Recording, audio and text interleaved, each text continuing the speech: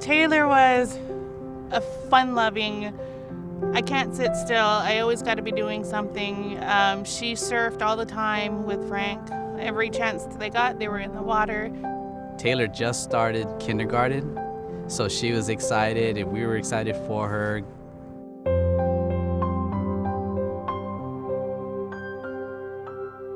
Taylor was 5 when she started feeling ill. So we had gone to the pediatrician and trying to figure out, what's causing these high fevers. We can't figure out what's going on. We need to do blood work. And we found out that her white blood cells were very high. When we found out that Taylor had cancer, it was devastating.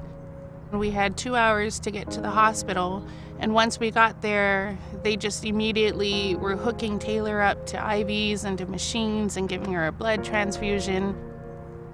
You can't help but feel helpless. And it was devastating. It's very difficult to have to sit down with a parent and tell them that their child has leukemia or any type of cancer. One of the reasons I like being a pediatric oncologist is that most pediatric cancers have very high cure rates. The really difficult thing is what it takes to get to the cure, what you have to go through to be cured.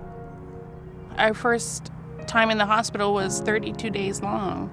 That's a long time for a 5-year-old to be stuck in a room.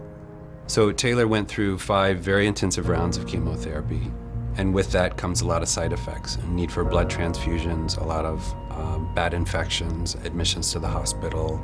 And so after the first month, she went into remission, but you still have to complete all 5 rounds of chemotherapy to try to cure, make sure it never comes back again.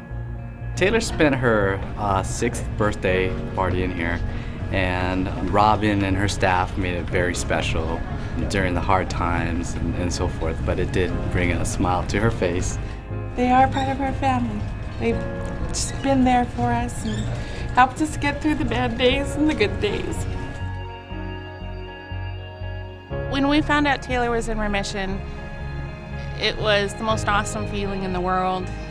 Everything fell back into place the way it was before all of this.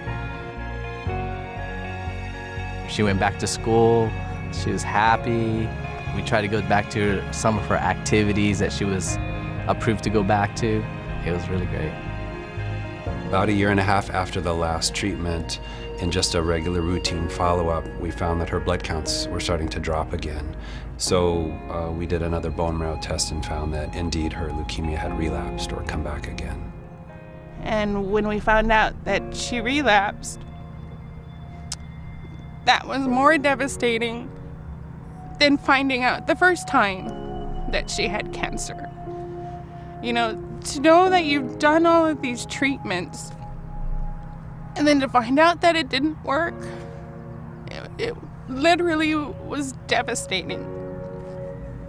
You can't just do more chemotherapy again because, as I said, it didn't work the first time, so there's no sense trying the same thing again. So you have to step up the cure, and that means you need to try to do a bone marrow transplant. Well, because she didn't have a fully matched donor, we needed to do what's called a haploidentical, or just a half match. So that means that one of her parents could serve as a donor for her. I was going to be the match for the bone marrow transplant. What father wouldn't give anything to his daughter so she could survive?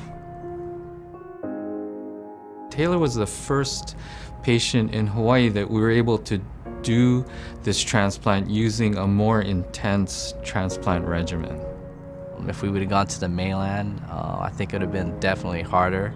That we were able to stay here in Hawaii with our friends and our family and to get the love and support that helped us tremendously to get through all of the challenges that we have faced. Taylor did really well with the transplant.